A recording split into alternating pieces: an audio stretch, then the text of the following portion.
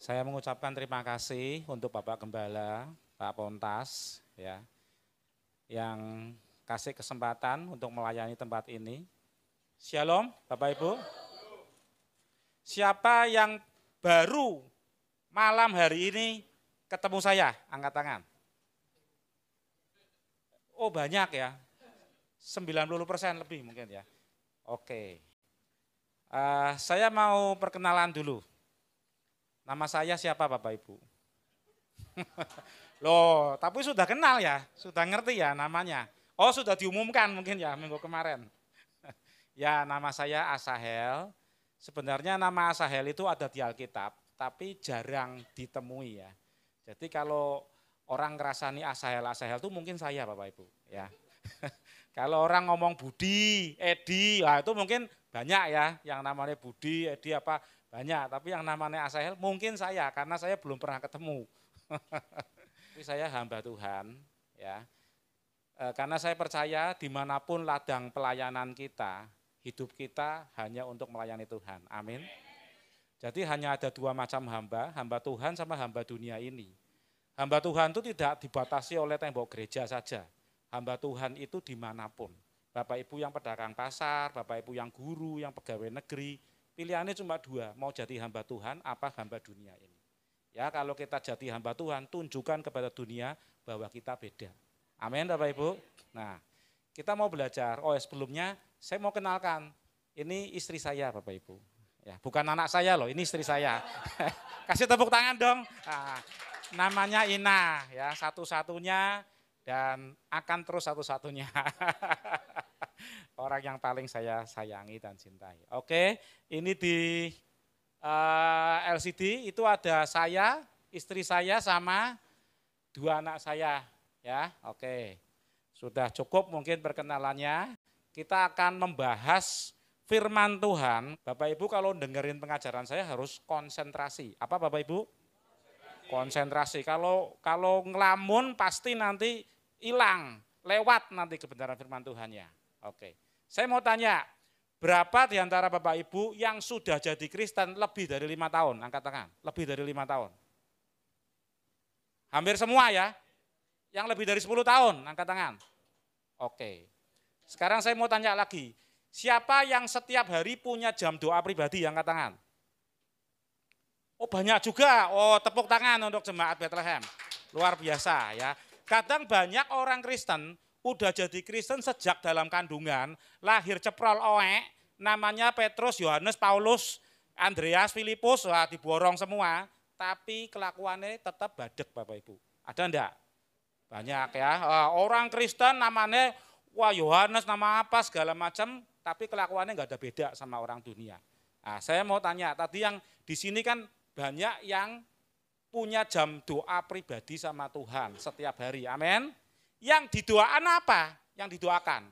Kalau kita doa sama Tuhan, kan kita ngomong nih sama Tuhan, biasanya apa? Yang pokok doa yang kita omongkan sama Tuhan apa? Ayo, siapa yang mau jawab?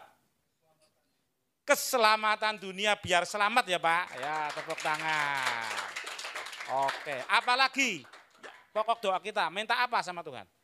Kesehatan, tepuk tangan untuk ibunya. Apalagi? Ya? Jodoh, betul ya. Yang jomblo-jomblo itu minta jodoh ya. Oke. Saya catat di sini beberapa poin ya. Yang pertama itu kesehatan. Tadi betul ya, Ibu bilang kesehatan. Biasa umumnya orang Kristen kalau doa minta kesehatan. Betul enggak Bapak Ibu? Betul ya. Yang kedua itu keluarganya pengen bahagia. Betul enggak? Mesti yang didoakan seperti itu ya. Yang ketiga biasanya jodoh ya, bagi yang belum menikah, siapa jodohku ya Tuhan, ya toh. Pada saat saya dulu waktu masih bujang juga saya mendoakan terus, dan ini hasil pergumulan saya Bapak. Oke, terus biasanya minta apa? Pekerjaannya lancar apa macet? Bisnisnya lancar apa macet? Lancar, itu yang didoakan, betul enggak? Betul, ini umum saja. Terus yang kerja karirnya meningkat, betul enggak? Ini umum ya, betul semua ya? Oke. Kecenderungan manusia itu pasti berjuang agar hari depannya itu baik dan sejahtera. Amin. Siapa yang pengen kere? Siapa yang pengen miskin? Kan enggak ada. Pengennya kan sehat, ya toh. Entuk jodone ganteng, ayu, ya toh. Sugih, karirnya naik terus, ya toh. Jadi kepala bukan ekor. Betul enggak Bapak Ibu? Umum ya, umum. Ini semua umum. Nanti kita mau belajar terus. Nah, seluruh daya dan upaya digunakan untuk mengejar kehidupan yang lebih baik.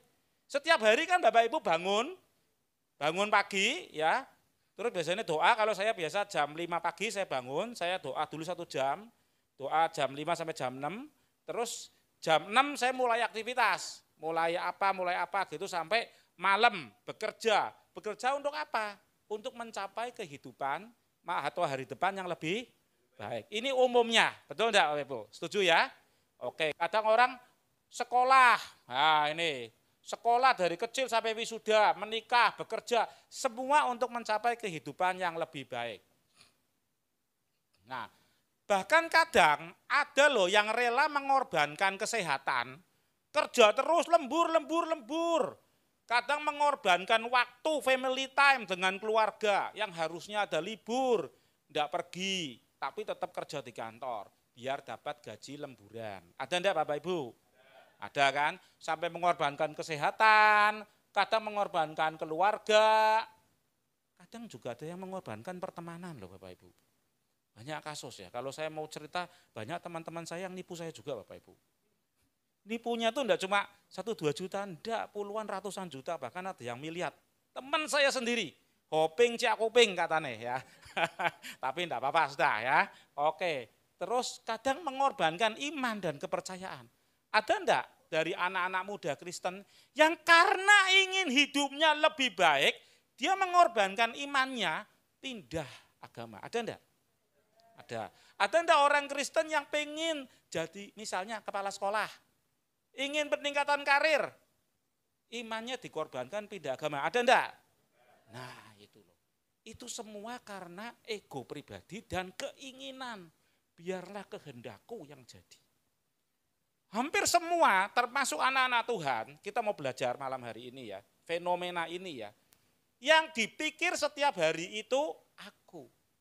Bagaimana kehidupanku, bagaimana hari esokku, bagaimana aku bisa aman dalam jangka waktu panjang. Saya sudah umur 50-an, bagaimana nanti nih aku umur 65, 70, aku mulai sakit-sakitan. Aku harus punya cadangan-cadangan yang mengamankan aku. Ini umum Bapak Ibu ya, umum. Kita mau bahas terus ini, fenomena-fenomena nih. Bagaimana sebenarnya rencana Allah terhadap kehidupan manusia? Kalau kita mau sadar ya, dalam kehidupan real manusia sehari-hari, lebih banyak manusia yang susah, apa lebih banyak manusia yang senang sebenarnya? Susah, betul kan? Lebih banyak manusia yang kere, apa lebih banyak manusia yang sugih kaya raya? Betul ya? Enggak usah jauh-jauh sudah. Survei di gereja ini saja, yang pendapatannya saya di semua gereja hampir semua seperti itu. Yang miskin pasti populasinya lebih banyak daripada yang kaya. Di Pemalang pun ya, karena ada hukum 1:99. Yang 1% itu super kaya, yang 99 ya kayak kita-kita ini, rakyat jelata. Nah itu loh ya. Lalu apa sih sebenarnya? Kalau Tuhan itu menciptakan kita, Dia Allah yang maha baik, amin. Kenapa kok banyak masalah? Kenapa banyak orang Kristen yang jengkang-jengking, berdoa, sujud, sampai wes puasa, sampai apa. Bagaimana ini bisa terjadi? Apa sih rencana Tuhan? Katanya Tuhan baik. Kenapa kok aku harus kaki jadi kepala jadi kaki, sifat kuping, banting tulang, peras keringat, kerja setiap hari. Kok Tuhan tidak menginginkan kita makmur semua, tidak pernah sakit. Kok ya terjadi seperti itu? Apa sebenarnya rencana Tuhan? Kita masuk lebih dalam. Rancangan Allah semula sebenarnya manusia diciptakan sempurna, amin. Pada saat Tuhan menciptakan dunia ini dalam 6 hari penciptaan, hari pertama sampai hari kelima, Tuhan menciptakan segala macam fasilitas untuk kehidupan manusia. Dan pada hari ke-6, hari terakhir penciptaan, Tuhan menciptakan manusia. Ya. Dan setelah manusia diciptakan, maka Allah melihat semua itu sungguh amat Wahimeeh toh meot. Sungguh amat baik dari kacamata Allah. Kalau saya melihat bahwa gereja ini sungguh amat baik itu dari kacamata saya, dari kriteria saya, dari perspektif saya. Tapi kalau misalnya seorang Donald Trump misalnya datang ke sini melihat gereja ini ya belum tentu sungguh amat baik, betul enggak? Kalau saya melihat Pak Pontas mungkin sungguh amat ganteng. Ya toh? Tapi kalau mungkin Britney Spears atau siapa yang ya belum tentu, betul enggak? Tapi kalau Allah melihat ciptaannya sungguh amat baik, berarti mutlak baik. Amin? Pasti baik. Karena awalnya Allah menciptakan semua itu sempurna. Hidup nyaman, manusia dikasih tugas mengelola bumi, semua bagi kemuliaan Allah. Dan itulah sebenarnya kehidupan yang ideal bagi manusia. Saat itu sebenarnya hukumnya cuma satu. Kamu dengar perintahku, kamu taati perintahku dan jangan langgar laranganku. Hukumnya kan cuma satu, belum ada hukum macam-macam loh. Belum ada 10 perintah Allah, itu kan zamannya Musa.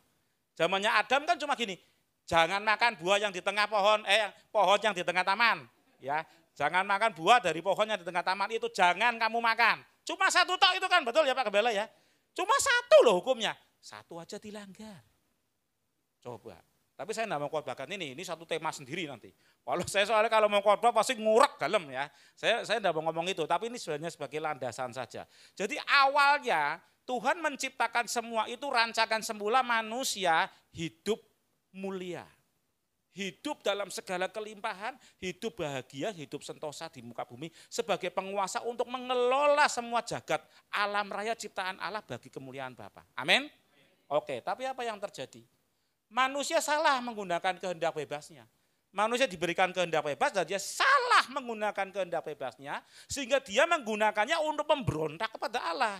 Manusia mengikuti tipu daya iblis yang dipersonifikasikan sebagai ular, ya kan? Dia mengikuti dan dia jatuh dalam dosa dan akhirnya manusia menanggung akibatnya apa? Putusnya hubungan dengan Allah. Pada saat manusia jatuh dalam dosa, Allah mengutuk bumi ini, betul? Onak semak duri akan keluar, ya kan? Kau akan berpeluh keringat untuk mengusahakan hidupmu. Yang perempuan akan sakit, kesakitan, yaitu saat kamu melahirkan dan sudah ada beberapa kutukan. Ya itu juga tema tersendiri ya dalam pengajaran itu harus dibahas, tidak bisa dicampur-campur temanya.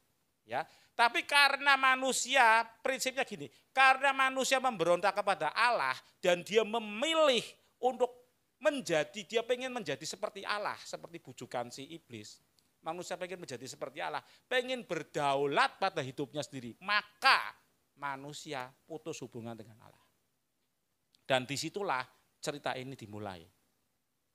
Kehidupan yang keras setelah kejatuhan manusia dalam dosa dan bumi dikutuk, sehingga manusia harus berjuang untuk mempertahankan kehidupannya.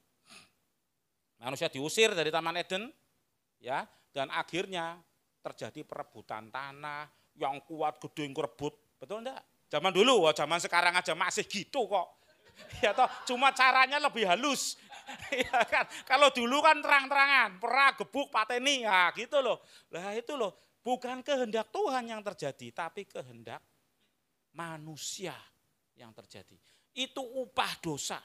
Manusia hidup dalam dosa dan akhirnya ruwet kehidupannya. Dari zaman ke zaman, kehidupan yang keras membuat manusia berdosa semakin egois dan pola pikirnya menjadi semakin jauh dari standar yang dikehendaki Allah semula. Siapa yang ngajari anak kecil rebutan mainan? Siapa yang ngajari anak kecil bohong? Nangis ngosek kalau, "Mama beli mainan ini." Enggak. Wow. Anak kecil orang diajari loh. Sudah dia punya ego. Kehendakku yang jadi, aku yang mau ngatur kamu. Hei, bukan kamu yang ngatur aku. Aku yang ngatur papa mama. Dengan cara apa? Nangis ngosek. Itu loh. Manusia mencurahkan sebagian besar waktu hidupnya untuk mencari kehidupan yang nyaman di bumi. Manusia menggunakan sebagian besar waktunya untuk mencari hidup yang nyaman demi dirinya sendiri. Bukan mencari Tuhan.